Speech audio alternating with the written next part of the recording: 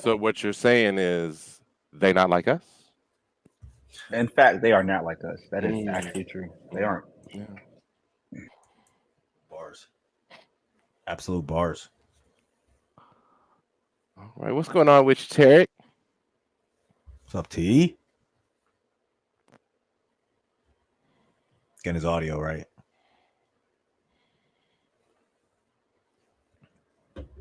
The vibes with the away kid too. I see Oh that yeah. kid, and the first name I think of, I'll go ahead and start round the room. Go ahead and give me the first name that comes to mind. Me, I'm taking Leroy Sané. Oh, the first thing that like when I see that kit enter Mhm. the room, um, well, first I'm gonna say that's Mumra from Thundercats coming through. But I'm an overgrown child, so there's that. But second thing is like the way that one Jeremy Daku came on the pitch wearing this kit. It was to quote John Travolta, electrifying. Ooh, The one Tarek's wearing, I definitely think is Kevin De Bruyne. Shortcut, just ginger streaking down the pitch, and his peak. It's like peak athleticism from peak KD. pale, Like, peak athleticism. yeah, literally. What's the tan? He didn't know her. See, None of it. that's None of it. crazy. That's crazy because I see Tarek's kid. The David Silva's the first one person I think of. Yeah, that's bald headed Silva too, isn't Hmm. it? Hmm. Yeah, it's wild. Not my favorite Silva. Tarek, you good? Your audio straight? Yeah, can you hear me? Let's Yeah, Yeah, go. we're we good. good. All right. We're Yeah, I got good. it worked out. All right, cool, All cool. right. Well, let's kick this thing off. Hate the most is when you don't want the ball. I hate it.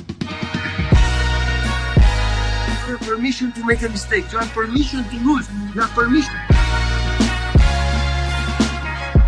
And that's when we get big. Yeah, I'm a genius. Attack everyone and send everyone. I think we're forgetting the most important thing. We're forgetting about focusing just on ourselves. But we can do better. We need to take the next step, and there's no better place than taking the next step here. Show ourselves out there how much we want to win it again. We win 4 of the last 5 Premier League, guys. 4 of the last 5 Premier League. Are we gonna do it again? Don't ask me again about doubles, triples, quadruples, fifthuples, sextuples, and seventuples. So You heard that, man? Don't do it. But we gonna talk about it though, because why not? We gonna talk about it because why not? Welcome everyone. This is Shades of Blue, episode 101, or episode and Premier League standings 101. Manchester City is always top of the table. Just good for food for thought. You know, Premier League, class 101, top of the table.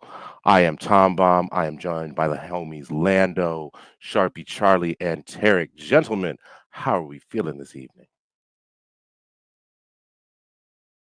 Man, it's a great day to be a City fan. Great day.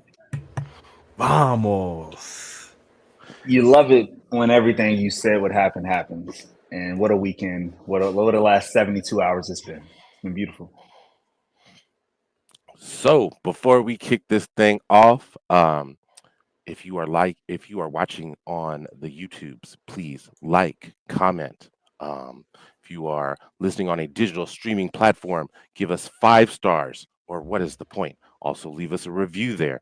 Really helps the algorithm get to more ears, get more of this good city content out to people that they absolutely need. In this episode, we will be breaking down Manchester City men's last 2 matches on the road in London, on the river at Craven Cottage against Fulham, and then at that new terrible stadium, Tottenham Hotspur Stadium, to space Spurs just today. We'll break down Championship Saturday for the women, and get you with some shock, awe, and applause. Again, we're on a tight schedule for this particular episode because Lando is currently like in conflict right now because his Knicks are playing as we speak. So we gonna have to, you know, as City did to London today, we're gonna have to get in, handle business, get out, same day. Let's let the content roll. I'm gonna be happy regardless what happens. The main prerogative, the main goal for today has been accomplished. I have to be realistic Knicks fan. I'm not worried about them right now. I'm at peace with whatever happens moving forward. And this isn't a Knicks fucking podcast. This is a motherfucking Manchester City podcast. And what we managed to do today is take the fucking league by the fucking horns. So today we talk City and we roll about City. Fuck them Knicks. I love them, but fuck them Knicks. The man has priorities, people. He says, City here, everything else irrelevant. I love that. Let's go. It's the winning. The winning takes everything. Although my Knicks are winning, but again, I love them. Hurt. We have to be realistic. This is conference semis. This ain't even it right now. All right. So, which one of these matches do we want? Do we want to talk about Fulham first, or do we want to talk about Spurs today? I think we got to go in order. I think we got to, because you got to set it up right. You got to do one to get to the next. Correct. So, you know, correct. One final before the most recent final. All right. So, City play the first match of the match day, which always sucks for everybody in the U.S. Shout out to Hollywood MCFC. We saw y'all up there. That was a 4:30 kickoff for y'all. God bless. And I know that we got some Alaskan homies. That was a 3:30 kickoff for them. Y'all are some brave souls. So we get into this lineup. We had Eddie in goal. Across the back, Yasko Vardial, Nathan Ake, Ruben Diaz, Manuel Akanji. The great double pivot of Mateo Kovacic and Rodri. Attackers of Foden, De Bruyne, Bernardo Silva, and Erling Haaland up top. We see this lineup. Every time that I see it in on paper, my first thought is like, God, we're so narrow. We're just not going to be able to hold the width. And then every time that we run this lineup out, we score more than 2 goals. So what the hell do I know? So, fellas, you see this lineup, and your thoughts are what? I mean, I've said it from the last few weeks. This is the lineup that I would just keep riding until the wheels fall off. And we know some of our players are a little older, so that's probably not too far from now. But until that happens, you keep rolling them out there. We've proven with this lineup that, you know, we can get goals. We can be relatively solid at the back. So I'd say you roll with it. The only difference here was Diaz instead of Walker, right? It was Diaz instead of Walker, which pushed Kanji out to the right. So again, I understand you have to rotate a little bit. So to me, this is what I would have expected and what I expect to see in every game until this season ends. For me, well, full disclosure, this was Mother's Day weekend, Saturday morning, and I have a 3-hour drive home, and I said I could do this Friday night, or wait till the City match is over. You all know what I did. I stayed here and waited till the City match is over because priorities. Mama, I'll see you later. Love you. But Walker not being on the pitch didn't give me any pause because Akanji was the one who started the UCL finals. Like, I love our defenders, even Ruben Diaz. If whoever's on the pitch gets my full support. Now, I will say this, that double pivot, Mateo Kovacic cost 30 million euros. Think about that. What he is doing as the one who he said, oh, God, we're losing Gundo. What are we going to do? Guys, like, trust Cheeky, trust Pep. They found Mateo. They said, oh, that guy in Chelsea, we know he can ball. He's done it against us. Let's go get him. So now every time you see him beside Rodri, I know we all feel a sense of calm. You don't have any worries about that double pivot. And we know Bernardo always falls back. So that midfield 3, you don't take the ball off of them. In a match like Fulham, right? Like Fulham wasn't going to be able to do anything. So I was super happy. Lando, how'd you feel, bro? Oh, Charlie, I mean, you're so spot on. I felt we were in good hands. I mean, T has been preaching this for the last few weeks now. Ride with this lineup. I mean, there's comfort, there's stability, there's a consistency to it.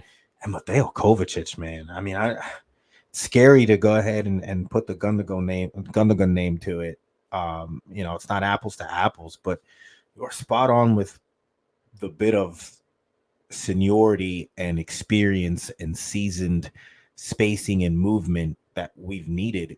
That I think we can rely on and say he's done it. He's provided that. So comfort, I was fine with the lineup, man. Yeah. Tom, what about you, man? You good with it? Even though you are saying you're nervous about it, but we put up hella goals with it. It was like we're so narrow. Oh, we just scored our third goal. Cool. Whatever. Okay, but I do have just a quick derailment question. Better value signing: Mateo Kovacic, Manuel Akanji. Akanji. Yeah. 15 versus 30, half is cheap. Yeah, I was gonna say. Yeah. He's done just as much. No, he's actually done more. And I think he's got a little bit lower in his legs to go too. So we're going to get more value out of that. And by far, in my opinion. That's not to knock Kovacic, but it's not even close in my opinion. Well, just to reinforce your point, it is far from a valuation. I could actually make the argument we overpaid. 30 million, I would actually, it was the end of the fucking contract. I mean, it really should have been maybe 20 to 25. But I mean, that's just me kind of nitpicking. Well, it was officially 25 plus 5 in add-ons, which I'm sure we're going to hit because we're winning. What do you think one of those addons were, Charlie? I didn't see that part. I'm sorry. Oh, I think maybe winning the league. It's got to be the league, right? Winning Yeah, the okay, league. yeah. It's got to be okay. Yes, sir. We're paying that bitch. So, match starts. City. Hold on. Oh wait, go ahead. I know we're gonna get to the rest of this later, but you can't just throw stuff out there like that and tempt the soccer gods, my guy. We gotta just hold on a little bit, but we'll get there in a minute. But I'm just saying we can't. 5 million. Con un sonrisa a mi cara. Sí. Happy. Con un sonrisa a mi cara. They do that 5 million with a cheese on you. Oh, I would gladly pay it, but I'm just saying we still got to. Anyway, we'll get there in a minute. Go ahead, Tom. My bad, man. I cut you off.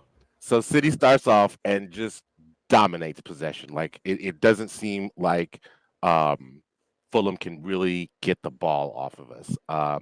And as we say this, like I see, you hear Lee Dixon saying like, this is really dangerous for a team like Fulham because you think that you're doing right and you don't close down enough, and then one false move. And as he says this, literally as he says this, Phil Foden takes the ball down, passes it back to Ake, makes a dummy run, which leaves Vardiol open, who cuts inside, performs a beautiful 1-2 with Kevin De Bruyne, is in the box like he's a winger, and just passes it into the bottom corner of the net. 1-0 City. And at this point, to quote Lando and several other people, Josko Vardiol doesn't have a position. He just plays left. He plays left winger, left wing back, left defender, left fullback. He just plays left. That's what it is. Quick little insert. I'll go ahead and advertise it if you don't mind. Hashtag the Spliff Notes. Little series coming at you. We're having some fun with it, testing a few things. I promise you it's going to be no more than 2 to 3 minutes. We can potentially Spliff Notes games, Spliff Notes the season, split note Jurgen Klopp's entire 9-year disaster at Liverpool. You may call a success. I call a failure. We'll see. We'll Spliff Note it. Have a good conversation. At Shades of Blue NW on our YouTube. It's gonna be fun. Yes, continue, Tom. And let me tell y'all are in for one because this was good. So the match progresses, and we see Nathan Ake go down like 5 minutes after that, and he is laboring, like just seriously laboring.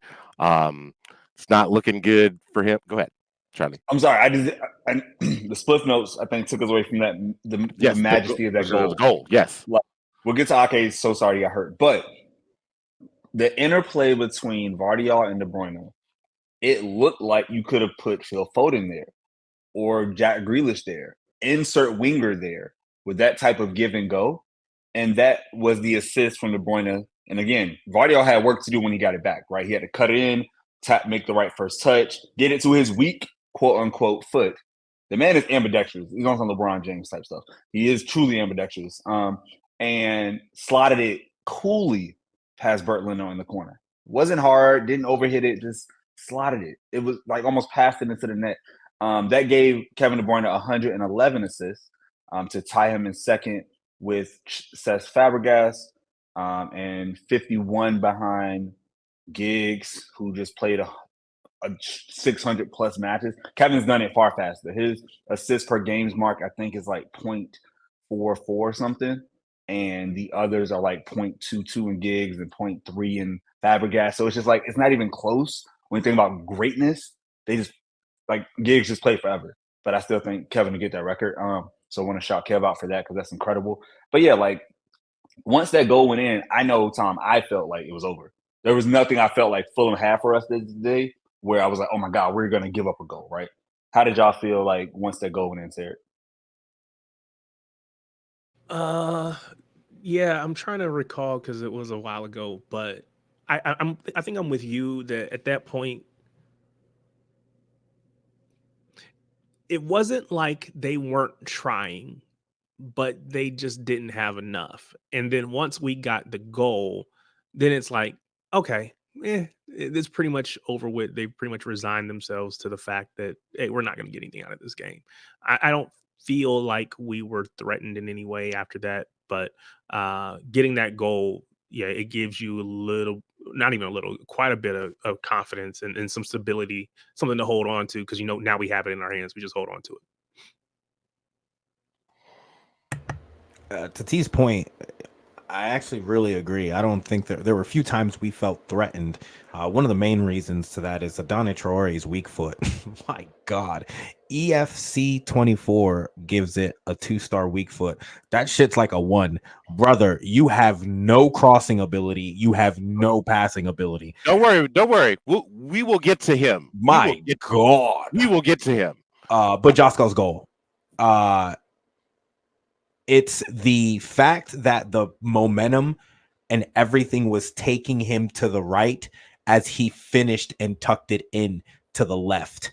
Almost the fadeaway sense in the fact that he's running away from the goal as it's just trickling in. There's a certain majesty to that goal that I just think we really have to appreciate his movement. If you need to ever think about how dynamic of an individual he is, just watch that fucking goal and you'll have everything you need to know about that person. Last thing I want to say about Vardiol is somebody said it. I don't know if it was on the commentary or something I heard.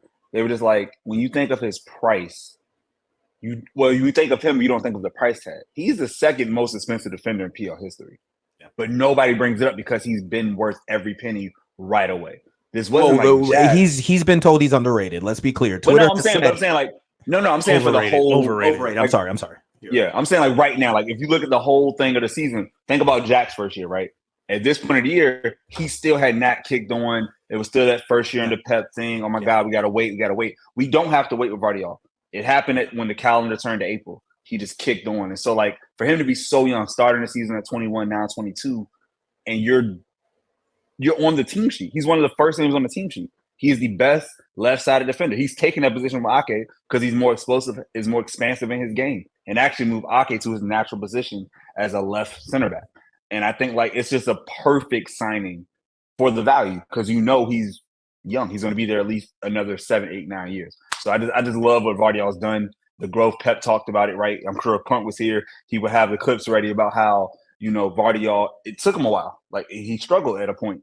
But once he got it, it clicked. And that class, he's a Rolls Royce. I also wonder how much like you see his insertion into the starting lineup, and you also see Mateo Kovacic's insertion into the starting lineup. And just, I know, Charlie, you've made that point before about having those countrymen in together, and like them not only playing for club together but also playing for country. I just feel like something about them playing together, even though they're not necessarily always playing on the same side, has really probably helped Yasko's confidence quite a bit. The Croatian numbers are there too. telekinesis. 2 times 4 is 8. It just works. It just works. Kobe. All right. So yes, 5 minutes after that Yasko Vardiol goal, Ake goes down. It doesn't look good. He struggles for a bit. We continue to dominate possession. So we're still passing it to him, and like he just does not look. He ain't got it, y'all. He just does not have it. So in the 22nd minute, use our first sub window. Bring on Kyle Walker. Walker slots into the right back spot. Manuel Akanji slots into the center back spot that Ake took up. It seemed to, like, for 3 minutes give Fulham a little bit of life, and they seemed a little bit more attacking, and then really nothing. Like it was just more City. Like, oh nope, we're gonna play keep away from the ball.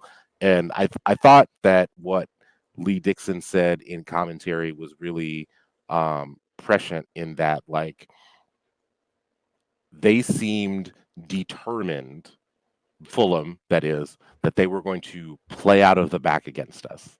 They did not want to do anything long, even as high as our line was. They just weren't going to try and exploit that space in behind. And I want to give a shout out to the homie Sky over to Shea Butter FC, who in their last episode came up with the song that said, "Quit playing out the back. You're losing Magic City stacks." Go listen to that. I promise you. Bars. I was on the floor, but it's applicable because they were definitely losing their opportunities. So we go in 1-0. Lost some opportunities. Was that I believe that Manuel Akanji wasted a perfect Kevin De Bruyne cross. I think he still would have been offside, but I know that Phil had a shot on goal. Bernardo had a good shot on goal after a very good sequence at the top of the box. First half, how are we feeling?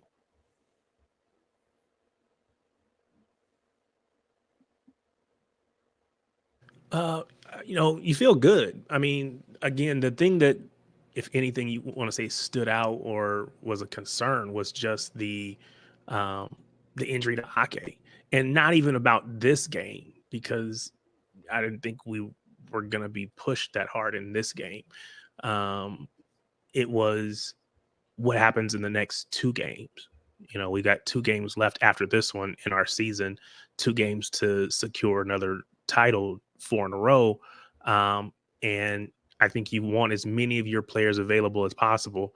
And so that was the only, I guess, negative that I could see at the half. So yeah, I was, it's like, okay, we just got to continue to see it out. Now, again, I'm Mr. Pessimist. I'm Mr. When's the shoe going to drop? So I never want to, quote unquote, count your chickens until they hatch, or whatever that phrase is. But I felt good, man. What about you, Charlie? Just waiting for the second goal to put it away. I knew it was going to come. I just knew that, okay, once we get that, it's over. They gave us no problems. This wasn't a half where it wasn't like the Nottingham Forest match where I was like a little antsy and like, ooh, they got a lot of chances. Ooh, they missed this. It's just like, no, like they did nothing to threaten us. It was just on us to like get those be a little bit more precise and get the movements right. So I was fully confident. Lando, how about you, bro? I think for that very reason that you just said is why I was even more scared. I don't unbutton my pants until after maybe the second or the third plate of Thanksgiving. And for me, in a tight title race business end of the season, it's that second goal. I'm not daddy comfortable, papi chulo chilling until I get that second goal. And 1-0 at the half, I was still tight. I was still tense. Yeah, we had the opportunities. No, we didn't see anything from them. Very reason I was scared that some shit was going to happen. But, I think that's a little bit of just fear in me sometimes. All right. I'm I was nervous. I was nervous because it was 1-0, and I was also nervous because Adama Traore was on the bench, and I knew that he was coming on, and I know that like people will laugh at me for this, but shout out to the homie Danielle who made it a point. Is like there's something about pacey wingers that play for mid-table teams that scares the shit out of me, and I don't know if and I've seen it too often happen to City, and like knowing that he was on the bench and then seeing him come on, I was like, oh, they're actually gonna like exploit and use the space behind us because they're gonna use his pace and we're gonna be screwed. And they did that for literally the first 5 minutes of the half, and then they never did it again.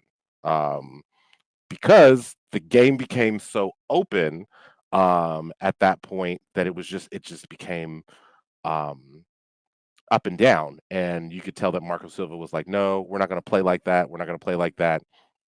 So, in the 58th minute, Bernardo makes this turn on Anthony Robinson, and my God, he goes like. First of all, the first thing that I thought about when I saw that turn that he made was, and especially, and it works because of the size comparison. I really thought it was Yui Hasegawa that had made that turn on him because it was so good, like, and it created just so much space. Um, so he's charging at the box, um, going in for the shot. Polina just takes him out, like, and I was certain that that was going to be a card of some description. Like it's like bruh, like he went in with two feet. The ball kind of dribbles to Phil Foden. Maybe this is a theme of the show. Weak foot. Um, gets it on his right foot. Knows that the only place that he has is to get it into the far right corner, and he does. Puts it right past Leno, right past the defender's leg. 2-0 City. 59th minute. We're feeling good. Yes. Like, are we, Lando? At this point, like, are you feeling comfortable enough to unbutton your pants? Top buttons off. We're chilling. We're chilling. It was wonderful to see. The Bernardo deletion of Jedi was incredible. Yeah, and I'm looking over the stats. Paulino didn't even get carded. Like, kind of wild. Um, I don't know if he got all ball. I didn't even really focus on that after the Phil Foden pickup. In his celebration, if you go back and look, Phil was actually looking to the ref as he's running to the corner because he didn't know if he got the continuation or not.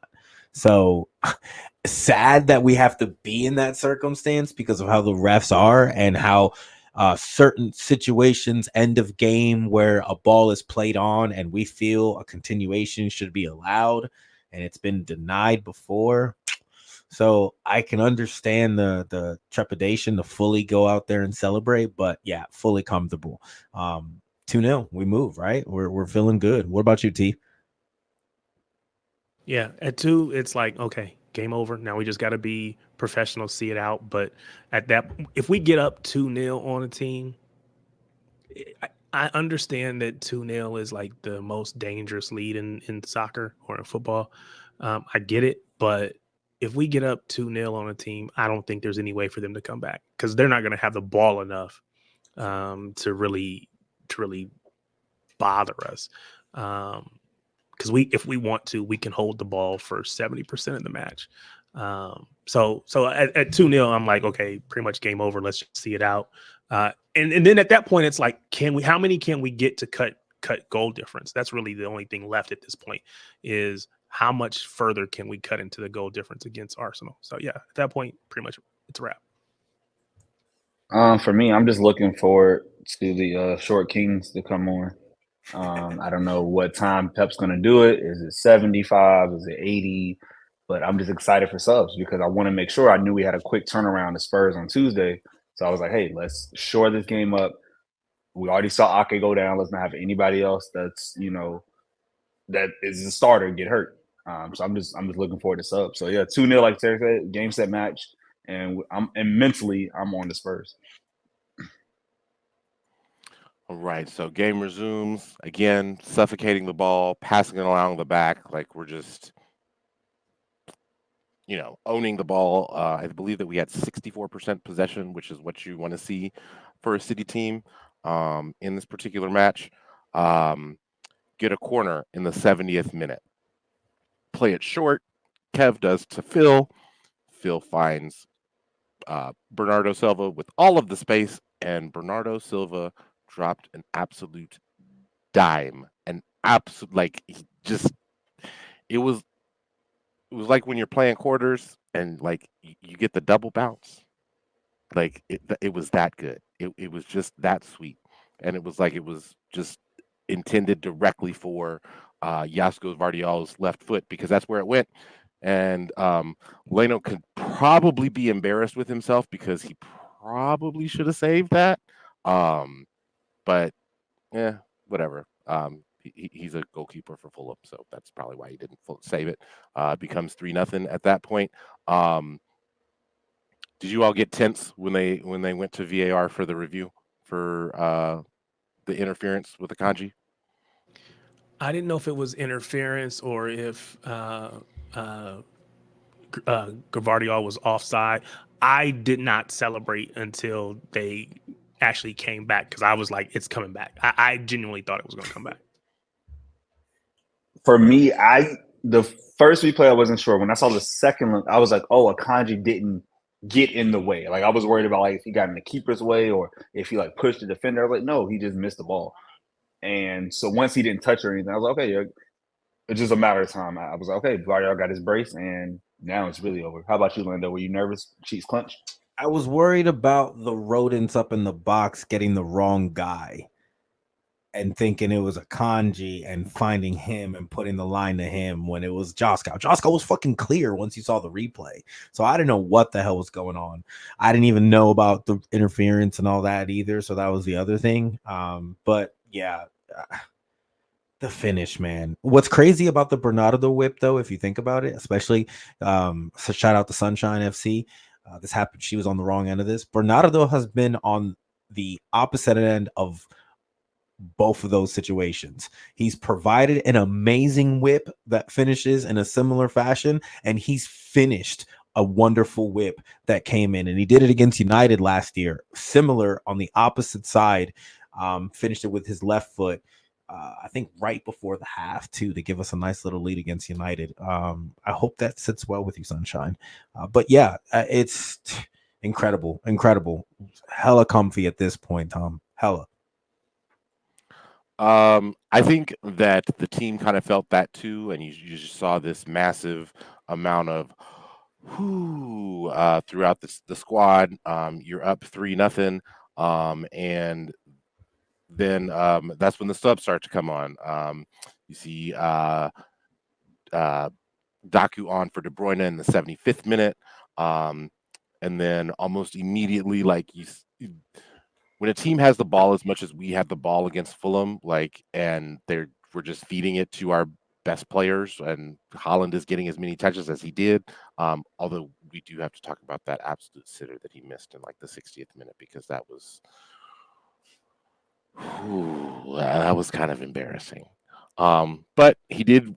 I mean, yes, he did miss that, but he also was able to draw a yellow card against one of the center backs, which will be important later.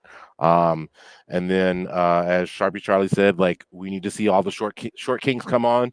And in the 82nd minute, you saw all of our 5'8" and under dudes start to come on. Julian Alvarez, Oscar Bob, Rico Lewis came on for Haaland, Foden, and Kovacic. So you see this at this point. Are you more expecting another City goal, or are you thinking that City might concede here and it might just be a 3-1 victory? I'll say, like, I was just thinking it would just stay 3-0. I didn't foresee creativity because I don't think Pep is telling, the instructions aren't to go on and go get a goal, right? It's to possess the ball, move through, like, keep it moving. Don't turn it over, right? Like, that's the kind of, I assume, of the instructions to the short games. Nobody's supposed to go out there and be super expansive because you don't have to force it. And Fulham obviously is going to keep trying, so you can just naturally play your game. But I didn't think we would be like clinical. I just thought like, okay, we'll get a couple shots, and before you know it, time will go out. How did you feel, Tarik? Yeah, pretty much. I mean, I always feel like we have I don't know if you want to call it a defensive lapse, but we have a opposition goal in us. So it wouldn't have surprised me if it ended 3-1 at that point. But again, I hadn't seen a whole lot to make me nervous. I think they only had like one shot on goal the whole game, something like that, maybe. Literally, yep. So there wasn't anything to be like, oh my God, I'm nervous about. It was just like, okay, it's just a routine 3-0, maybe 3-1. But yeah, I didn't think it was going to be, I didn't think they were going to make some furious comeback and, put us under pressure at that point by any stretch. All right. Stoppage time comes through. We see Anthony Robinson immediately get a yellow card as soon as stoppage time is announced. And then someone had that on their parlay, right? So someone had an Anthony yellow card. Oh, that hit somebody's parlay. That just felt weird. Did you remember the play? It was a drag that it was like off center, and then like they came back and looked at it and they gave the card, and I was like, yeah, somebody just hit. It looked real weird. So then nice combination between actually all three of the short kings on the substitutes to get Hooley free in on goal, and Diop just like clips him like in the box. Like Anthony Taylor, I think the only hesitancy that I had with, oh God, they're not going to call this a penalty, was because Anthony Taylor was the ref in that particular match. But when you saw him blow the whistle and just point to the spot, it was like, oh. And that at that point it was like, oh, is he going to give him the yellow he deserves so that he gets off the pitch? And he did. So Diop will miss Fulham's last match of the season, which that kind of either has to suck or be really awesome. And you're in the middle of the table where you can just like, all right, y'all, I'll meet y'all in Ibiza. They always talk about being on the beach at the last match. He's truly on the beach. It's like, I can't even play anyway. So I'm like, I'm out. For certain, enjoying all the plantains and sun that he can. I know. Hooley steps up to take the penalty, and I will. Tarik, I actually thought of you in this moment because this moment was, I was like, this is the moment where I believe that Kyle Walker truly is the captain of this squad. Josko Vardiol sitting on a hat trick, sitting on a perfect hat trick at that. Like literally, all he needed was a header. And I think that originally it seemed like he was going to step up to take the penalty. And Kyle Walker comes up to him, grabs the ball, gives it to Julian Alvarez, pulls Josko back with him as they walk back outside the box, and is like, I understand that you're on a hat trick. Like, I don't know what was exchanged there, but you could tell that there was a conversation that was being had. Like, hey, I know that you're sitting on a hat trick, but we have rules how we do things in this club. This is our, Hooley is our penalty taker. Hooley's going to take this penalty. You're just going to have to like sit on this brace that you have. Like you can try. So, yeah, I didn't see it all play out in real time, like all the conversation and taking the ball and all that kind of stuff. I've heard commentary after the fact that says that Josko kind of gave it up instead of wanting to get the hat trick. He just was like, no, you take it. You're the penalty taker. So it was more about him giving up the opportunity because it was more about the team. The way you're presenting it is more like, he wanted it, but no, we're not going to do that. I don't really care at the end of the day. I mean, I guess it matters to a certain extent, but at the end of the day, I think the right decision was made. Get your striker up there, get the goal. Again, it would not have changed anything in that moment. We were going to win the game. We were probably going to win 3-0 regardless because it was so late into the match. But again, in the title race against Arsenal, every goal matters from a goal difference standpoint. So if he takes it and he misses, does it affect us for that game? No, but it would impact potentially, a potential title chase. So I think the right decision was made, and that's easier because Julian scores it. If Julian takes it and misses it, then maybe there's a bigger conversation. But he puts it away, and the reason you said this is because I'm all for having our strikers, our forwards, our goal scorers get on the sheet. So on the score sheet. So it was good to see him take it. Again, I'm not going to say he's been out of form, but he's not been scoring goals at the same rate that he was earlier in the season. So having him get back on the score sheet every time he does it is a good thing for me.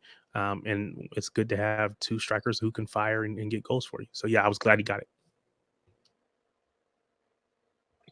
I just thought of Chelsea and laughed at them. That whole fiasco that happened with Nico. We got adults on our side. Yeah, Noni and Cole. Like, no. The men are the grown people are there.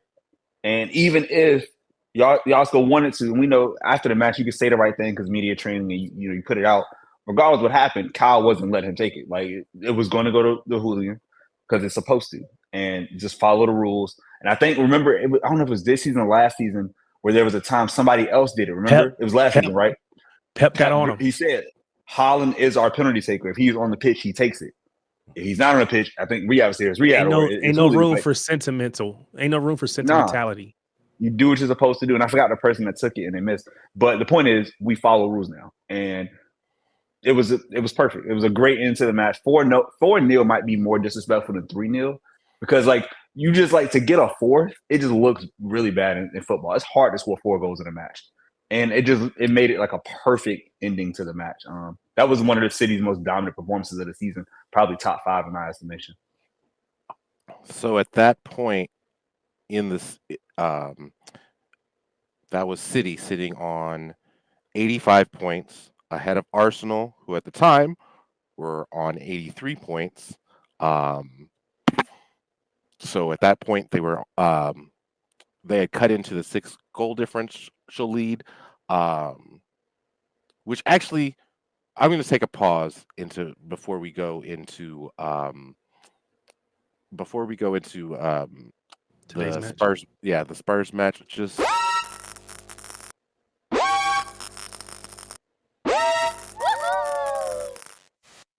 I have to go into shock, awe, and applause because I am shocked after our I think I'm not shocked with the result. I think everybody knew that Arsenal was going to go into Old Trafford, right? Regardless of what the scoreline was. I am shocked that Kai Havertz said that he was going to be on Tuesday the biggest Spurs fan that there ever was. Like, what? Brother, what's that? What's that, brother? Have some shame. Have some shame. Like, he's a mercenary, bro. I think I will. I feel there's nothing else you can do though, because it's not in your hands. They put themselves in a position where they have to hope and pray for somebody else to handle their business. Unless somebody helps them out, then they know they can't win. So it's like we're putting all our eggs in the Tottenham basket, and then they'll do the same thing on Sunday. They'll be hoping and praying while they're trying to play their game. They're going to also have one eye on what we're doing, hoping and praying that West Ham do something for them. And it's like that's a crappy position to be in. You need to have it in your hands. Yeah, I mean that's what happens when you lose the Villa. You lose the Villa, and now you don't control your fate. And so yes, you do need help. You got to root for somebody else in London to try to take care of your business because you didn't beat Villa. Or you didn't beat Fulham either time this year, or you chose to come to the Etihad and go 0-0. Like everything, all the decisions, all the misplays, mid-table clubs that beat you, Villa's top 4, I will say that. But like losing, like Mitch said it on a lit stream, dropping points to Fulham is actually more egregious than drawing at home against City. You took 4 points off City this year out of 6. You got 0 points off of Fulham. That's ridiculous. And so, yeah, it does put you in a position where it's like, please, Spurs, help us, please. And that's just not going to work for you. Sorry, boys. that entire storyline just kind of because I think that even though it would have helped us if United would have taken points off of Arsenal, you would have never heard us say no bullshit about GGMU or some shit like that. I know that. No, that's not how we do things around here. Well, we wouldn't have said it as fans, but we know for certain that our players would have never said it. Yes. There's no way that a player would have said Boom. that. You know, you go on Twitter and you see people like, "Oh, we're all this team's fans today," and I'm like, maybe you are. I'm not. I'm never gonna root. I root against certain teams, but I never root for another team, right? But I've never heard any of our players say, "Oh, we're rooting for this other team," or "We're a fan of this other team for the day," or anything like that. Maybe it's happened. I just don't recall it. For us, it's always like all we can do is win our games. We just had to handle our business, and then chips are going to fall where they may. But it's just a crazy mentality. Well, Tarik, you never heard it because we're never in that position. That's probably part. But I mean, think about it though. Even because we've won last day matches on multiple, but we've always been the one that says as long as we win, we control it. So it didn't matter ever if somebody, and even like when we were down before, it was like, okay, as like Pep said a month ago, if we take care of our business, we'll see what happens. But we have to win all the rest of our matches. And that was before Arsenal lost. Once Arsenal lost, we have to win all of our matches because we know Arsenal is going to win theirs. And he's pressing it. He's right. Like he knew it. I knew it. We all saw it. Arsenal was cooking. They got beat by Villa and they haven't lost since. And so it's just like, we don't have to depend on you because we made our own luck. And that's the best place to be in. That's why we're the champs.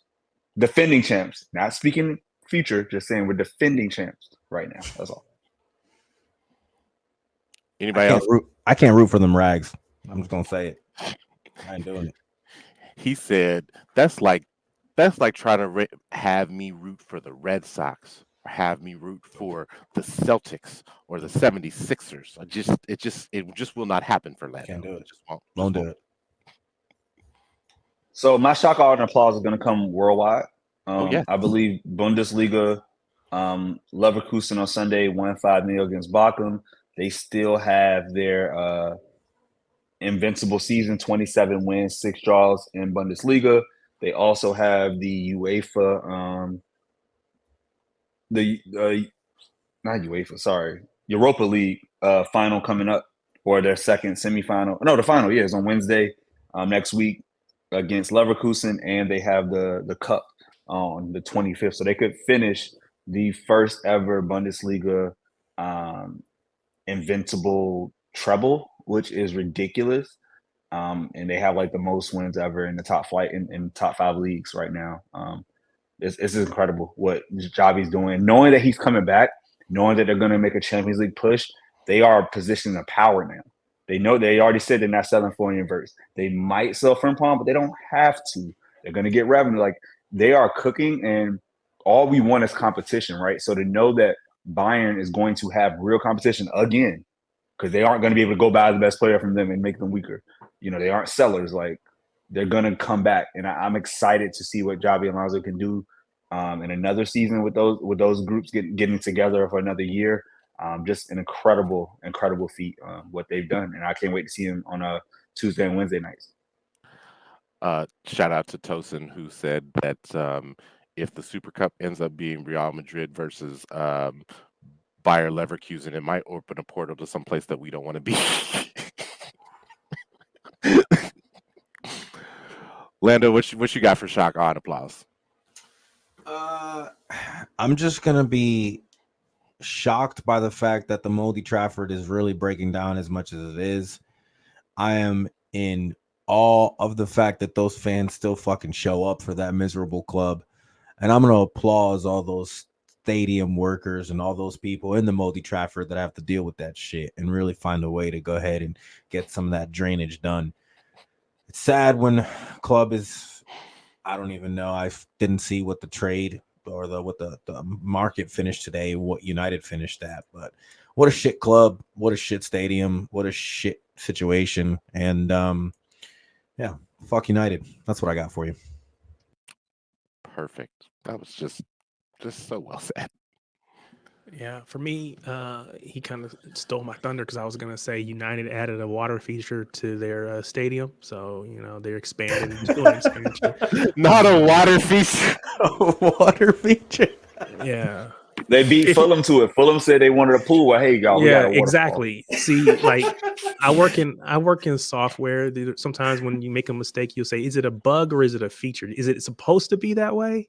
It's not for them. It's not No, it's not a hole or no, it's not leaking. This is intended to be this way. So you just accept it and play it up. And you get to sit there every rainy day and get rained on and get wet. It'll be nice when it's hot outside. So it's a feature. Anyway, but in real talk, give props to Aston Villa and their manager Unai Emery, who have guaranteed themselves Champions League place. And when he gets in, he's probably not going to win Champions League. But if they get knocked down to Europa League, he's Unai Emery's probably going to win it. He's probably going to win it. So I'm going to project out a whole year. They might be in the Europa League title match. We'll see. What up? Let's go. What's up, fellas? I got done with something and I saw that live on the screen and I was just like, oh, let me jump in and see what the fellas are up to. I've missed all of you guys so much. You don't even know. So great to see you, brother. We're actually about to jump into today's match. Today's action. I timed it perfectly. Yes, sure did. Absolutely. This is like that scene in Old School where they're doing the fraternity starting at the house and Vince Vaughn's talking in front of all the people and the Wilson brother walks in and he's just like, what is going on? People were like all in my house and shit. And he's just like, ladies and gentlemen, you have a great opportunity right here before you. The Podfather right here in front of you in flesh has blessed you with grace you with your presence. Welcome everyone. Give it a hands of applause. The Podfather. Let's go, Crunk. Let's go, man. We broke the curse, baby. It's done. It's over. Fuck that curse, man. It's old news. I'm never afraid of Tottenham ever again. Also, but like, shout out to Ange, what he's doing. It's amazing. It's beautiful. It's fun. I'm so looking forward to getting into this with you guys. All right, so let's break down this lineup. So we essentially had the same lineup that we had at Fulham. Just swap in Walker for Ake. Again, I've talked about how, God, this lineup is so narrow, and then every time, like, we score more than 2 goals, it was like, well, I know nothing about this sport, so I'm just going to shut up. This lineup picked itself, right? Especially with the early subs that Pep made at Fulham. Yes. Okay. Absolutely for me. So this match, having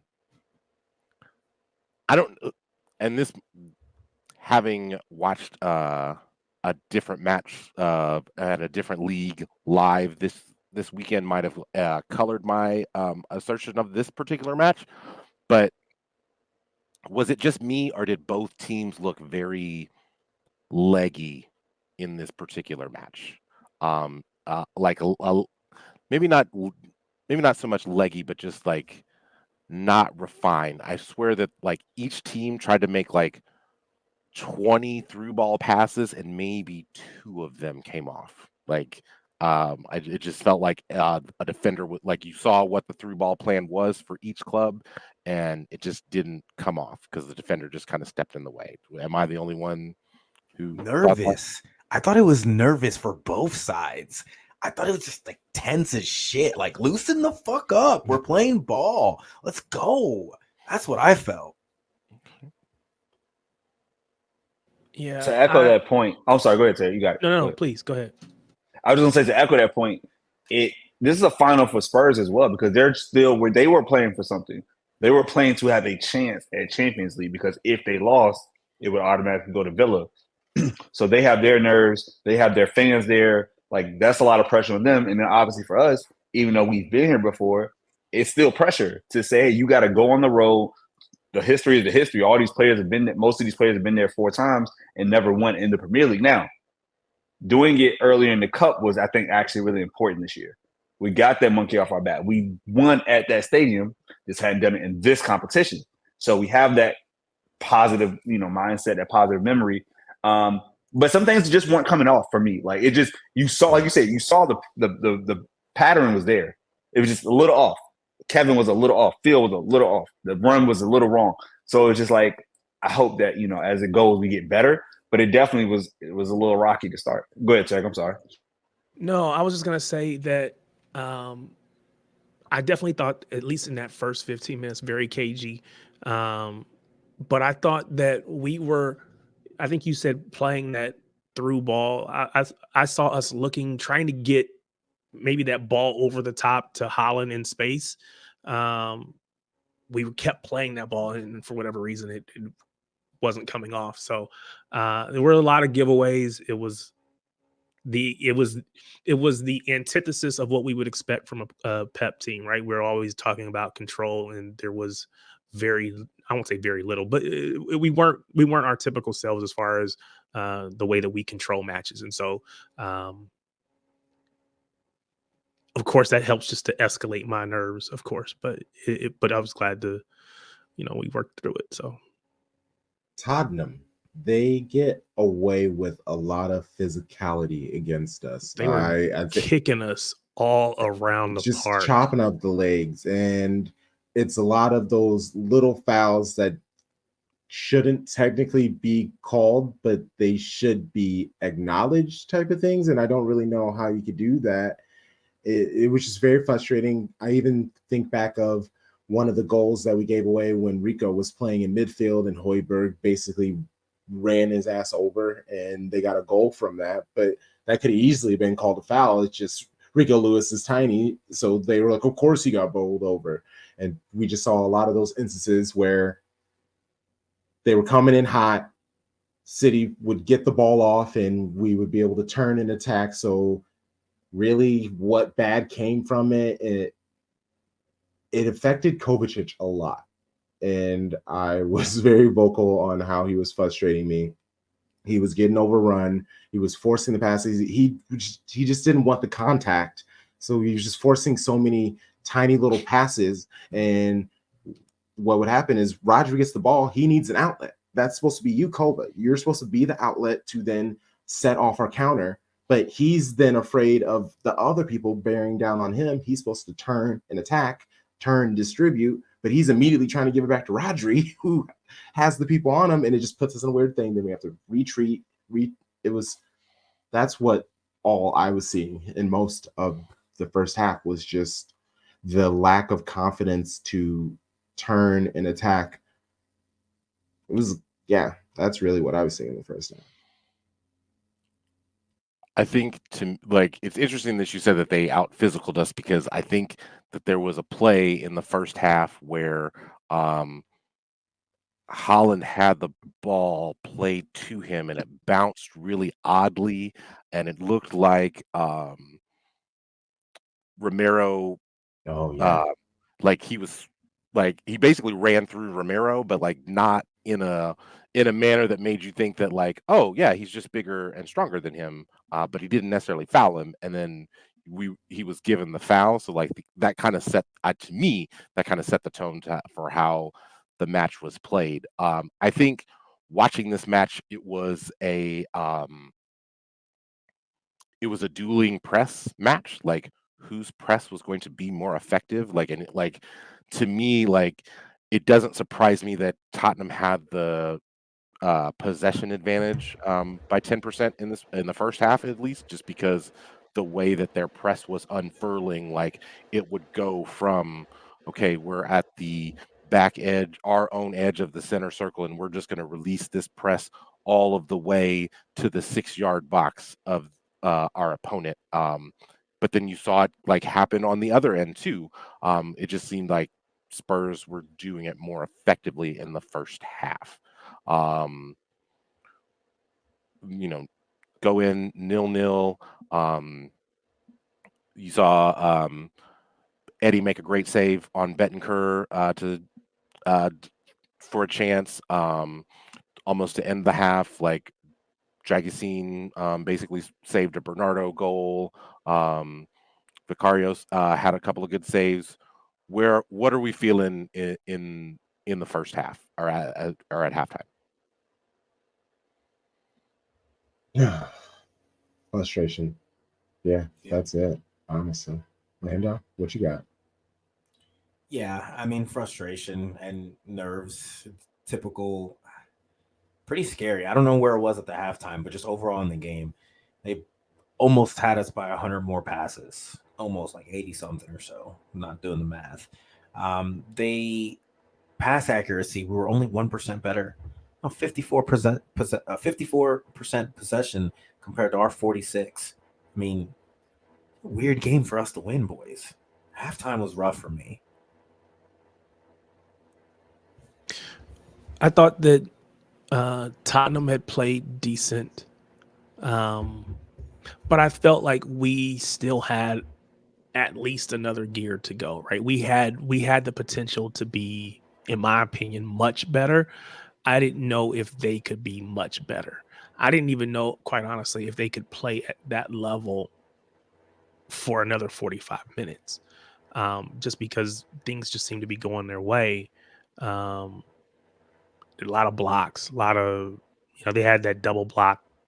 I think it was Holland shot, and then the rebound came out to Bernardo, and then that gets saved off the face of the one dude. I forget, I don't know how to say his name, but I didn't think they could keep that up for another 45. So maybe that was just wishful thinking. It's probably a little bit of it, but it was just like, we have to be better. We will be better. And we just got to get a goal. I know for me, like, I was thinking there are two good results at halftime for us: to be even or to be ahead. You just don't want to be down, right? You don't want to be down at half where you're trying to, you need 2 goals now, right? So the fact that we were level, I was like, okay, we have Pep. So anytime we go into halftime, even like we got Pep, he can make whatever changes he needs to. We have a full bench, so we have options that if we need to switch it up, we can. So I'm just thinking like, hey, even though the first half wasn't great at all, it was very mediocre, very cagey, we have the tools to win 1-0. And it reminded me a lot of the Champions League final, where it was not pretty. There were moments where we looked overran, but it was like, hey, we still have the best manager in the world. We got the best team in the world, in my opinion, best club. And so therefore, I trust that there's a way we're going to get a goal. Now, I do want to say this before you go into the second halftime. My job was doing restorative circles today. And to respect the circles, I could not have my phone out. So I literally did not see from halftime until like the 70th minute. And when I tell you, I'm in there trying to be focused and give people attention, but knowing that I can't watch City, it was so hard. It was so hard. I was so jealous of everyone that could watch because I was trying to be a good employee and a good coworker, a good colleague, and I did not see shit until the 75th minute. So I just want to put that out there as you get into this amazing start to the second half. I didn't see it. I'm jealous of all y'all. So, and I'm going to give you my story in that same vein, but I have a question though. Did anybody want subs at half? And if so, who were you looking for? But kind of in the same vein, Charlie, I was at, I work from home, but I had taken the kids to the dentist. We made it back home. And my wife had got off work. And so she was coming in, and my phone went off, told me the garage door open, whatever. So I knew she was coming in the house. It was halftime. So I'm going upstairs, and we always talk, and I'm trying to be a good husband and not be like, you gonna have to talk to me later. We're not about to talk about this right now. So I'm just, like, I'm gonna have to just suck it up and listen. And of course, it's one of those days where she's got a ton of stories. I actually missed the first goal. I like, when we get done, I'm running down the stairs to get back down into the TV, and it's like it's 1-0. So I was like, at least it was us that scored it and not the other way, because I probably would have cried. Brother thought it was Mother's Day, didn't he?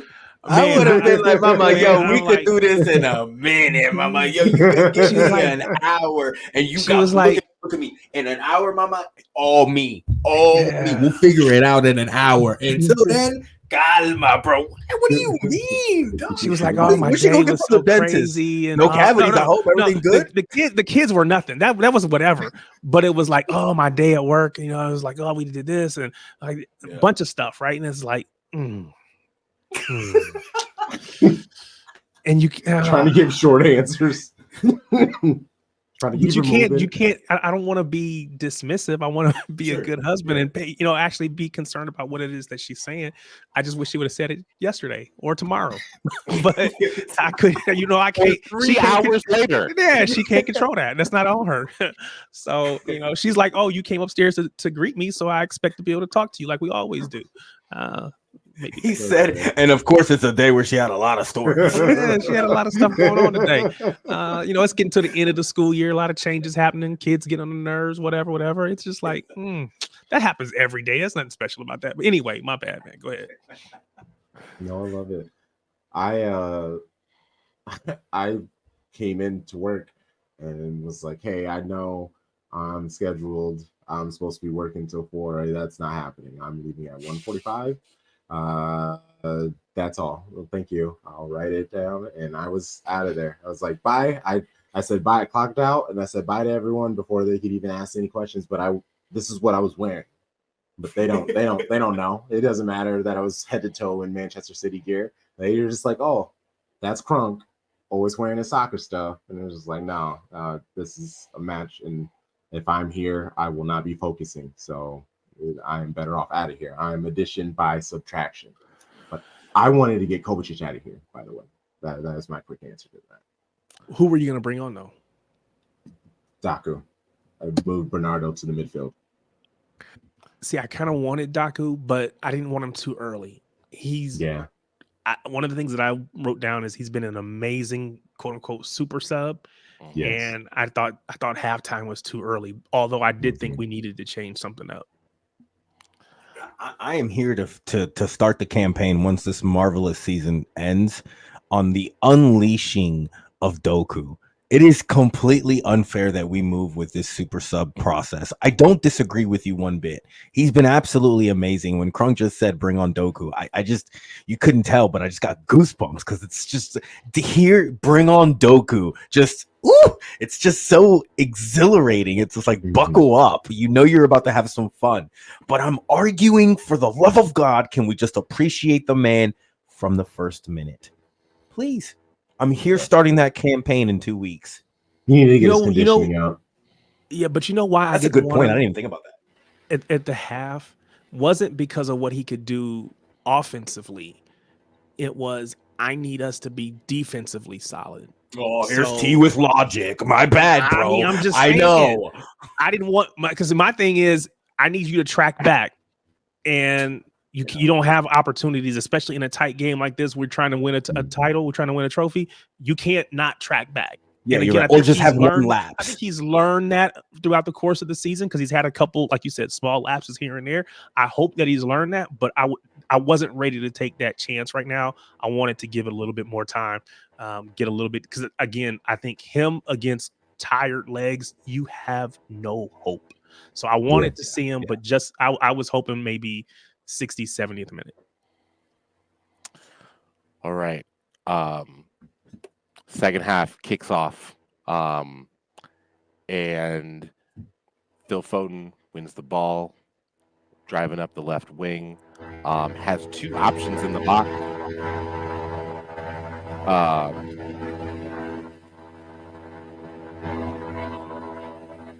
Somebody needs a mute. That's loud.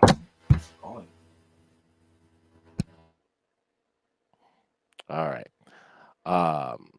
Phil Foden comes in the box, or crosses into the box, has Haaland and De Bruyne into the box. Haaland does a chest flick down that De Bruyne kind of dummies because he sees Bernardo Silva coming. Bernardo Silva takes the ball, gets a nice little run from Kevin De Bruyne, and all of a sudden it's almost like Spurs lost. How do you lose somebody who is 6'4"? I don't understand. Like that is the largest man on the pitch, just lost him. Goes into space and just taps it in like it's nothing. And I wasn't sure if this was a bit, like at this point was like, oh, is this a bit, or does he really think that he's offsides? Because he didn't immediately celebrate the goal, and I'm like looking at the AR thinking like, oh, is he off? Is he off? Is he off? And then like they called it on. And it's like, okay, he's on. So 1-0. City up. I think at that point, I said, like at halftime, I said to myself, there are 2 more goals in this match. City just have to make sure that they are the ones that score both of them. Um, so at this point, you see they make a move. They take Betancourt off for Kulusevski, and I thought that Betancourt like threw one of the more childish tantrums in being taken off that I've seen in quite some time. Um, that was later bested, but we'll get into that later. Um, in the 63rd minute, Spurs did have a chance, and they got across into the box that after a corner that Christian Romero was on, and I don't know how to say this other than to actually say what I saw as to happening. Christian Romero literally threw his crotch at Edison Moraes' face, because that is Only shades. that's what happened. That is what I saw. He threw his crotch at that man's face, and I think it busted Eddie's lip. Eddie did not seem to be great after that. Um, he kind of seemed he stayed on the pitch, took a couple back passes. You could tell that he was in pain because it looked like he was going to hoof the ball, and he set up for it. And instead of doing that, he just tapped to Akanji, who was like 12 yards ahead of him. And then I think at that point, it was pretty obvious that Pep was going to make a sub. So he got the subs out. And I don't think I've ever seen Ederson as mad in that moment in the 69th minute than have seen him then ever. Like just so if I can, because yes, he should have been taken off precautionary measure, but yeah, he did check down with that one pass, but after that, he made 2 really good passes, like pings across, and I think he did that on purpose to try to be like, hey yo, I'm good, send him back. And that, I obviously it was going to be what it was going to be, but I felt him. I was upset for him. I knew he was going to come off, and honestly, I'm kind of thankful because the way that the match fell into chaos, I felt like Ortega's shot blocking would have been very key. But also, if Ederson was on, would the match have transited into the chaos that it did? I don't know. But I feel for Ederson, my boy. You know how I feel about Eddie. I think I saw. Oh, sorry. Go ahead, Charlie. I was gonna say I watched it all like back after, and like I think that frustration, not just the match itself, but this is what the 2nd or 3rd time this season that Ederson's been injured in a match, and that has to be so frustrating because you literally battle back every single time. It didn't knock you out for the season. You had a couple weeks, and now you're back in the run-in. Last 3 matches of the season, and I think players know this. I heard this on the Match Day Live from City with Natalie Pike, Nana Manua, and Izzy, and they were talking about how like the concussion rule is like 10 days. So like if you are ruled out for concussion, he knows he can't even play in the last match of the PL season. Oh man, it's bigger than just the moment. And again, we'll find out probably tomorrow or Thursday what it is. But it's like that has to be weighing on him because he knows like I've worked my ass off to get here, and it's just been taken away from me again. Now, is that about like, do we have any less faith in Ortega? No, we have the 2 of the best 5 goalkeepers in the Premier League. I will say that without a shadow of a doubt, right? Yeah. So we are good either way. But for Ederson, like you just feel for the man because he's done so much to try to get fit and be back and be on form, and it's just not his year. Kind of like Jack. Yeah, I heard Pep, I think after the match, say something about like his eye, he got hit in the eye. Yeah, it was swollen if you saw. Yeah, and so I think there was some thought that it was affecting his vision or his ability to kind of see the floor a little, or the floor, but the pitch a little bit. So I think from Pep's standpoint, it's like if you can't see or if your vision is impacted in any way, I can't have you as a keeper. You got to be able to see it. So I understand why Pep made the change. I also understand why Ederson would be upset about it. Charlie laid it out perfectly about the injuries. You guys know my kid has been struggling with her Achilles, basketball player, and it's flared up again. And the mental, I just watching her go through that, the mental side of it, where it's like, I don't know if I want to go through this again. I don't know if I want to go through rehab again. Yes, I know that's what it's going to have to take for me to get healthy, but mentally, I don't know if I can do it. It gives me an appreciation for the players like a John Stones, who, for as much as we want to, or not want to kill him, but reality is he's injured a lot, but he always finds himself coming back. And so there's definitely an appreciation there. And I think, like you said, Charlie, you laid it out really well as to what could be going on in his head and why he would be as upset as he was. Because again, he's usually that laid back dude, man. Nothing seems to bother him. He's a little crazy in the head almost, but nothing fades him. And so it was like, to see him as upset as he was, it's like, yeah, there's something really going on here. And like I said, it makes perfect sense what Charlie said. So I get it. Per Duncan Alexander on Twitter, who works for Opta Analysts, there have been 15 goalkeeper substitutions in the Premier League this season. 4 have been Ederson. Yikes! That's getting beat up, man. It sucks. Yeah, that hurts. Also, and I think that the goalkeeper coach, Xavier Mancisidor, he had enough as well, because he actually got a yellow for the aftermath. I would pay good money to hear what he said. Right.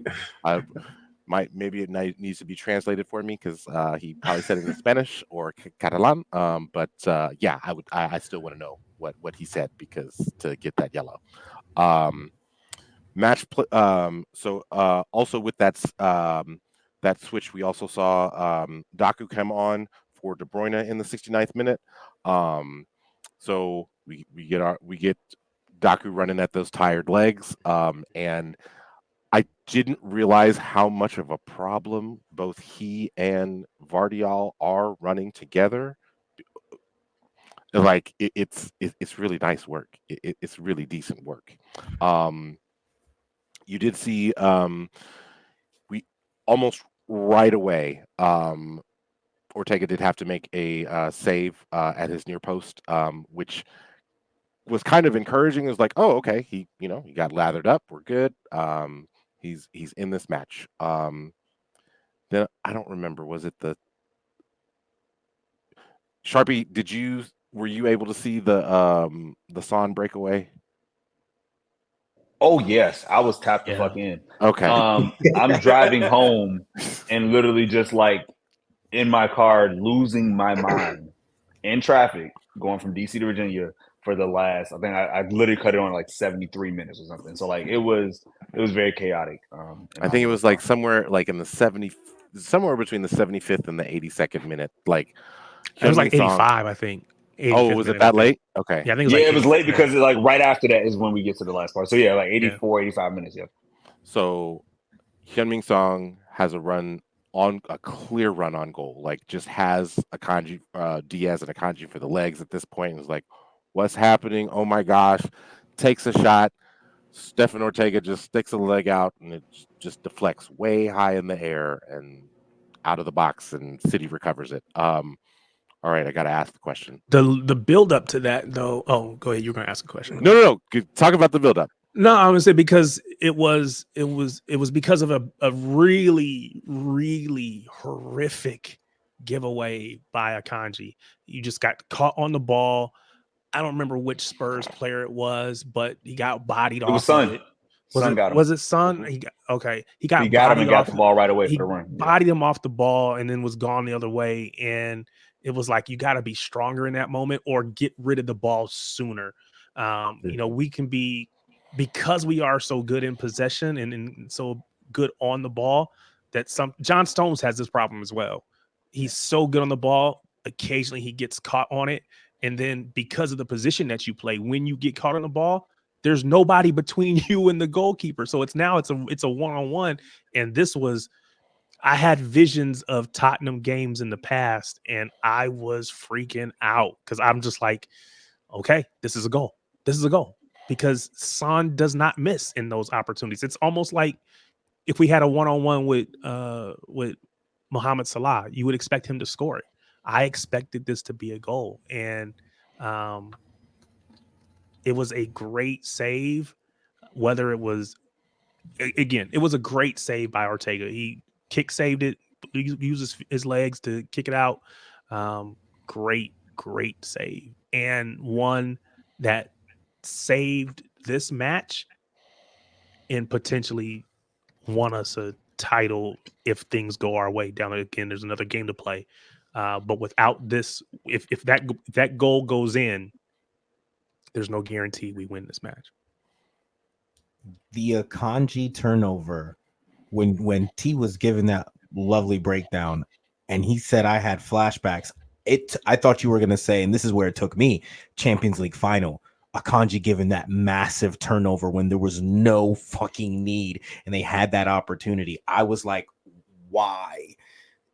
But yeah, Ortega, man. I think Tom had a question that he was going to pose, correct? Does Eddie make that safe? Oh, God. Why are you doing this? Why are you doing this? I already said that I was happy Ortega came on because his shot blocking abilities come in handy. That was me acknowledging that he is a better shot blocker, but you just went out and said it, and you're pitting our players against each other. How dare you? How dare you? I'm just out here making content, brother. I just ask questions. I refuse to answer. I'm not even going to dignify it with an answer. I'm not even going to do it. I'll answer. I'll dignify that wonderful question, Tom. I think there's a 60 to 70% chance that Ederson makes that save. The difference is I feel like the expertise that we know Ederson has with his feet is the expertise that Ortega has in shot blocking. We all know it. We see it. These are facts, right?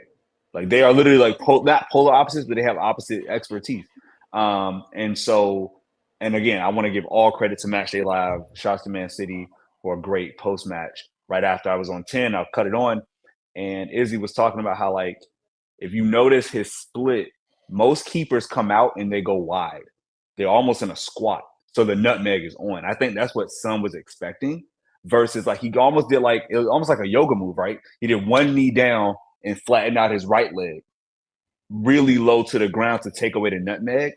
And that's what opened up his body to like stop that low shot. Now, if he lifts the ball, Ortega's screwed. But naturally, you're running that fast, you're trying to kick it without going over the bar. And so like that technique is something I don't know if Ederson has in his locker. He might.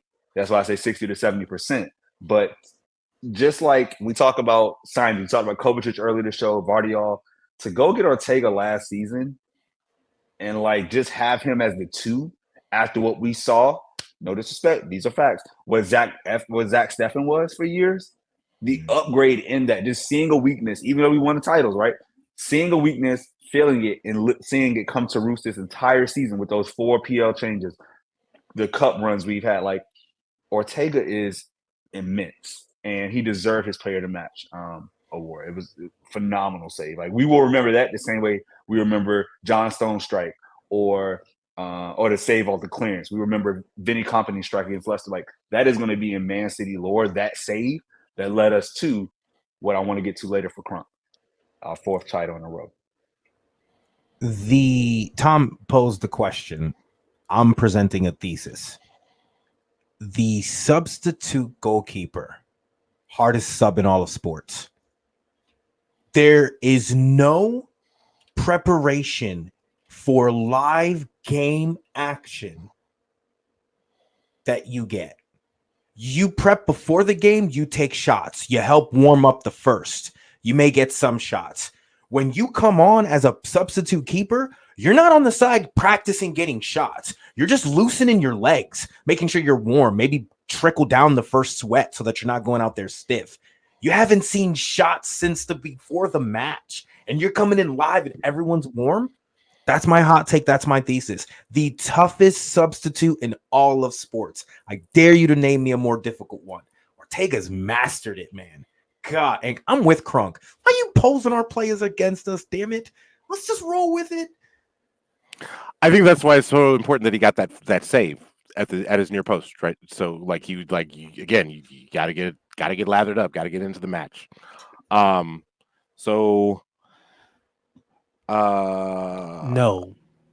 No. No. Okay. He does not make that save. Let's just be honest. He doesn't make it. And that's okay because, again, when this season is over with, there's going to be a lot of different moments that have happened, a lot of different things that have gone one way or another that could have gone different ways. And again, whether you want to say it's, some people might say it's destiny or whatever, but we've worked so hard, put ourselves in this position. And to Charlie's point, we have the world's best number 2 keeper anywhere that you can find on this planet. And so we never knew that this type of moment was going to show up or that exact moment was going to be there, but we got him for these types of moments. I know it's frustrating for him. He's probably not playing as much as he would like to play, but he has played big moments, big matches this season. And I think my hope is that he's played enough that he will be like, you know what, I want to stay here. I want to continue what we've done.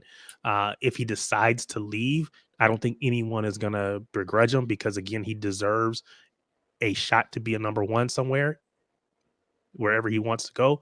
But I do hope he stays. But I don't think, and this is not a knock on anybody, I just don't think he makes that save. I could be wrong. Ederson's made big saves before. Yeah. I've not seen, and again, it's like when we go back to Joe Hart, right? We used to complain about him getting beat down to his left. He just couldn't get down there fast enough. It was just a weakness to his, and I don't know that Eddie gets down there as quick as Ortega does, or he's able to, just get in those defensive positions as well. But doesn't make him any less of a good keeper. He's just not as good of a shot stopper. But there's more to being a keeper for a Pep team. And so Eddie is the quintessential Pep keeper. Would never replace him for anybody. But Ortega is great to have as a number 2. My God. He's not a number 2. He's not a number 2. He came to us on a free transfer from the Bundesliga when he had the best metrics in the Bundesliga, and we got him for a free. Charlie noted how amazing that deal was earlier. I'm going to stop before I get too excited because I've already prepared my ode to Stefan Ortega when he does leave this summer for one of those Spliff Notes edition. But the fact of the matter is he deserves to go somewhere, and he's a consummate professional.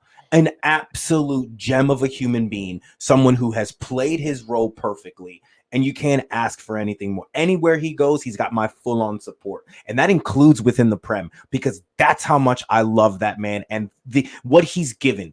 Go wherever you want, Papa. You have my love. I just want to say one more thing, and that is Charlie could not be more correct when he was talking about Zach Steffen. I think I wanted to see him succeed at City just because he was an American, a black man from America. I wanted that just almost for the narrative to a certain extent. Yeah. But he is not in the same zip code, not in the same anything close to where Ortega is as a keeper.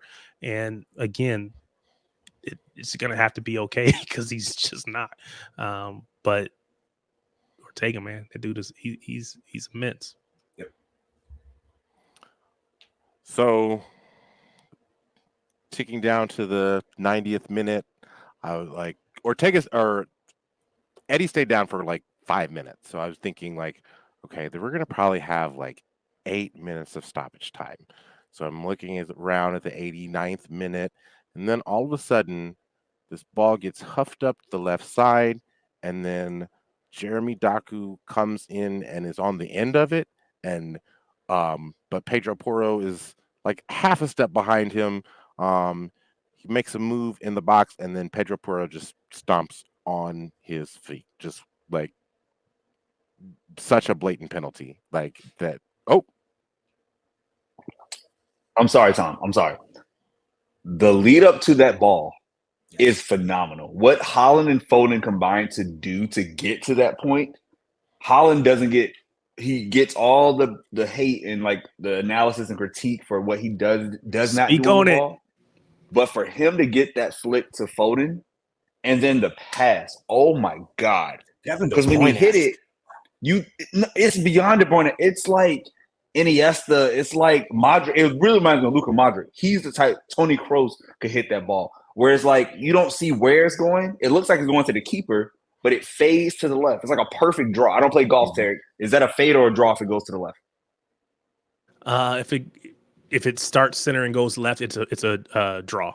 That's what I thought. Okay, it's like a perfect draw. And like Daku's pace. So we talked about the sub earlier. Like everything that has happened in this match literally came to that moment. From Daku coming on to Haaland getting an early goal, feeling good, to Foden still working all day, and then Daku's pace. Right? It was so beautiful. And once he got it, I was either, this is going to be a shot on target or a penalty. Like I didn't have any doubt that like Daku was going to get something out of this because Poro was on skates. I'm sorry, Tom. It was such a beautiful ball that people won't talk about enough because without that ball, you don't get the finish. Correct. Like you have to have the perfect outlet. And that was was immense. No, I'm with you. I wanted to give both of them their props because that was an amazing play. Like you said, that Haaland header. Again, we talk about his hold-up play. We talk about him getting involved and how many touches he does or does not have in a match on all these things that people want to talk about. But that ball, and I don't know if it came from Ortega or who played that long ball. He's kind of on the sideline. He just kind of heads it back in to Phil. And like you said, it was a one-time over-the-shoulder, boom, just plays it and puts it out into space and lets that man run onto it. And it's the type of ball that we see against us because teams know they want to hit us on the break. So like when we used to again, talking about Spurs, that was the ball would come to Harry Kane and he would immediately play it out in space. Didn't have to look because he knew Son was running in from the left and then it would be one-on-one. And that was always the vision in my head. And so a lot of teams will play that ball. We don't because, again, we typically play for control. But when you have the big fella in Erling up top, or in this case, you have Doku out on the wing, one-on-one for pace with somebody, oh, man, he's going to eat him alive. And so I'm so thankful, man. That ball was amazing from Phil.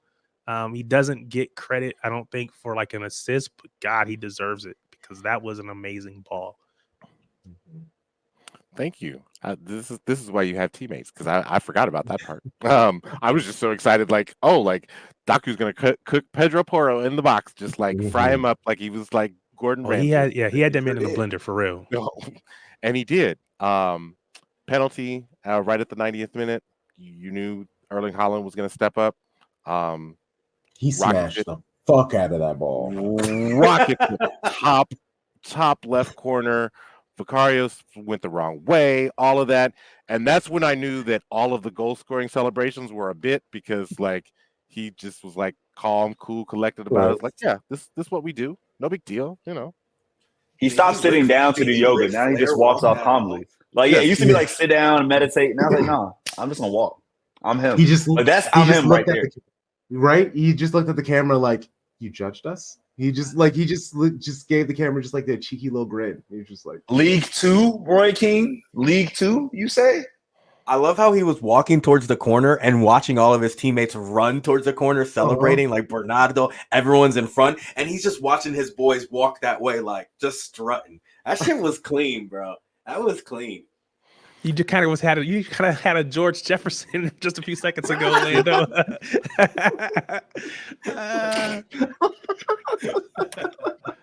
Yo, Holly hit the George Jefferson. Can I give y'all a stat real quick? Can I give y'all a stat from Stat News? Stab me down. This is one of the craziest things I've ever read in my life. Listen to this stat. I'm gonna read the whole tweet. It says most PL goals in the last 3 seasons. How many seasons did I say, y'all? 3 seasons. 63 Erling Haaland, 60 Mo Salah, 50 Son Heung-min. Haaland has only played 2 seasons. I was getting ready to say it. Come on, bro. Come on, dog. How you lead the league in 3 years? Now we know Kane left. That would throw it off. But like you have the most of every current Premier League player for 3 seasons. You've only played 2 of them. He's averaging 31.5 goals a season, guys. Bundesliga attacks Yeah, where? I think that put him on 27 Premier League goals. Is that 27 right? for this year. Golden Boots locked up. Cole Palmer's now scoring 6 in the last match, like or whatever. Like it's fun. And he had a bad year. He underperformed his XG. Like for the first time in his life, he's actually not been a metrics god. He's and normal. Still He's a is human going to being. run away with the Golden Boot. He's real human this year, and is still the best striker in the world. He has the most of any league other than Hurricane. Hurricane, I think, maybe has more in Bundesliga, but it's just phenomenal what he's done. 37 or something in all comps, 38. Like Erling Haaland's ridiculous, bro. Like, and if this is his off year, and he still missed like 10 matches, something like that. Yeah, this is his off year. He's been hurt, bad form, bad finishing. We saw them miss against Fulham, and none of it matters because he's going to be Golden Boot. So when we look back on the 5 years, it's like, oh yeah, Haaland won back-to-back boots to start his career, and there's only been like 4 players to win 2 in a row. He's going to be one of them or whatever. Like, Por favor, bro, put that stat in the Slack later. When I smoke, I need to go back and read that just so I can say it out loud and understand it fully. That's fucking wild how we're having this conversation. I want to even break it down further and get the amount of minutes played in comparison to Son and Salah, because that's just truly nasty work. That's such an incredible stat. Bundesliga attacks where? Yeah, you wanted to get that in, Tom. Bundesliga attacks where? Especially for a man who reportedly doesn't touch the ball that much for what he's able to do. It's insane. And, he's a League 2 striker, according to Roy Keane and all that. So, I'm going to be honest with y'all. I could get into Baby Blue Baddies, but this has just been such a great note on which to end the show. And if we talk about it, I'll get sad, and I'll remember last week. Yes. No. Yeah. No. I thought I missed it. Yeah, I can't get into that this weekend. But I guess Sharpie says something about possibly acknowledging, what an achievement that we have coming up. Yeah, Crump. And actually, here's the thing. For Tarik's sake, I have to save it till Sunday. For Tarik's sake, don't want to get ahead of ourselves. Don't counting our chickens before they hatch, or before they come to like I have to wait. But I have a mea culpa for you, Crump, just for you. Okay. And I'm excited to do it on Sunday because I think and Tom, I know y'all hosts. I just want to throw this out here, y'all. It's time to ask the question. I'm gonna start with Tarik. Tarik, are we going to beat West Ham? Now that we're here at this moment. Yes. Tarik says yes. What say you, Tom? Do we beat West Ham on Sunday at 11 Eastern, 10 Central? Yeah, we beat West Crump? Ham. What do we do? Do we beat them? Oh, we're home. It's gonna be glorious. I'm seeing. That's the key. Being able to win it and celebrate like a 10-minute long Poznan. Oh my God, it's gonna be so beautiful. Oh. Lando, just want to check for the record. For the record, do we win at home, Lando? Yeah, thank you for asking. I consider it disrespectful for the record. Absolutely, indubitably. Okay.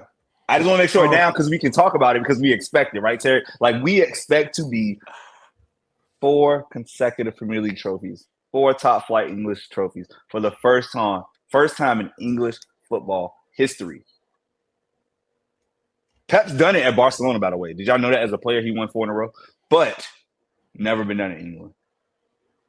Just ready. The way you set that up was beautiful because you forced the conversation to be had by asking the disclaimer.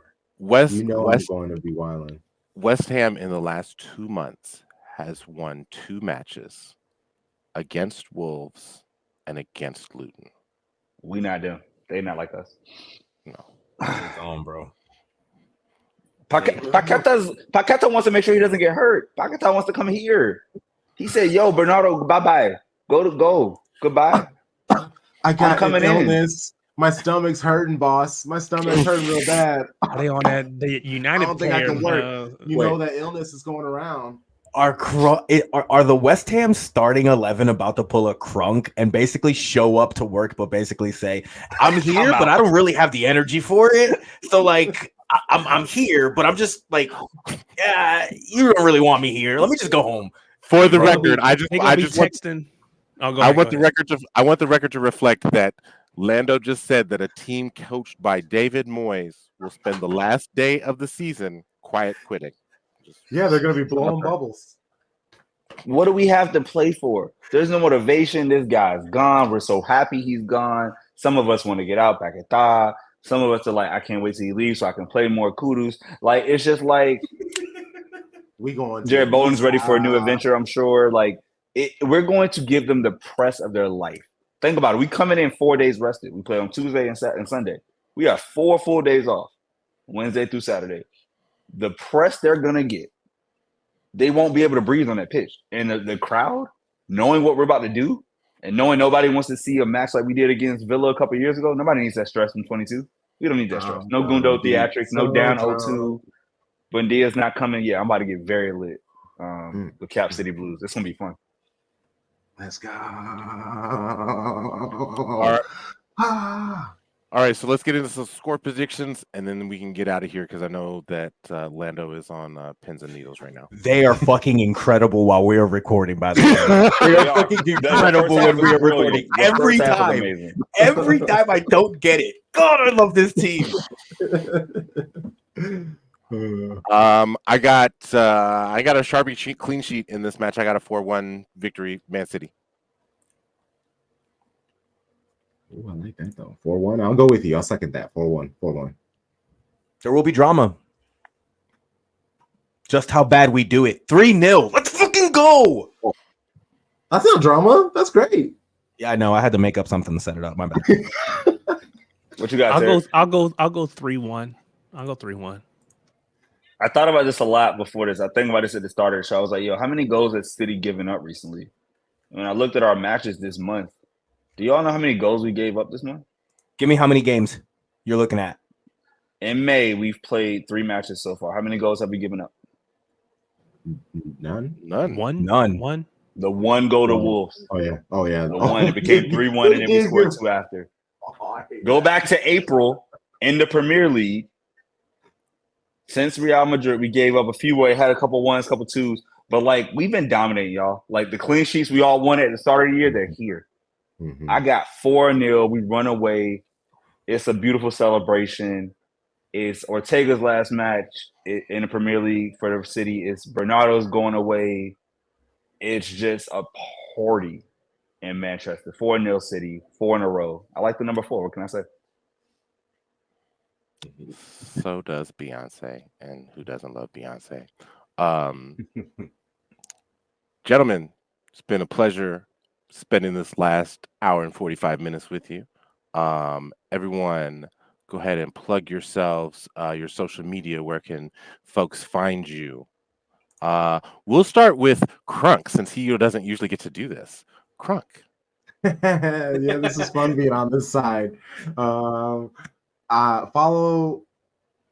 the pod at Shades of Blue Network at Shades of Blue NW. Shades of Blue NW.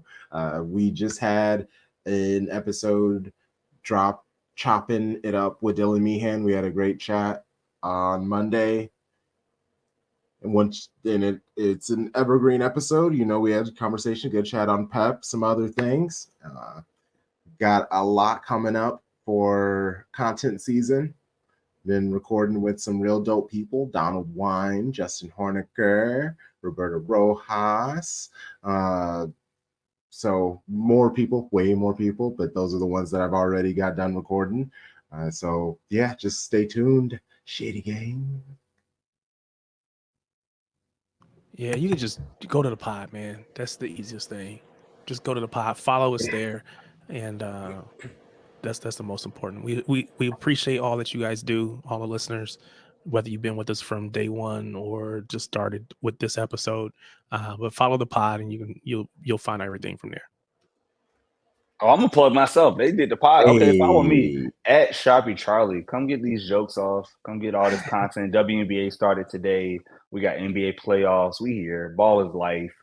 All the balls. Hashtag only shades. Get some bets, right? Sharpie is a good follow. He is a good follow. Give him a follow. Yeah. Lando? You know I'm going with Shades of Blue NW. Like, subscribe, follow, rate, review, get at us on all socials. Come to the YouTube page, have some fun with some of the things that we're doing. Chopping it up with Dylan was absolutely marvelous. What an ace guy he is. great video he just put out today as well. He's a wonderful follow on Twitter. But get out all of our socials at Shades of Blue NW. And thank you. We definitely appreciate you guys for listening and tapping in with us. As I say, most of the time there's a social media app that I use. You can follow me on it at Thom Bomb 816. And I'm so honored that I get to do this again, even though Crunk is right there. And you know the vibes. Shady gang, shady gang, shady gang.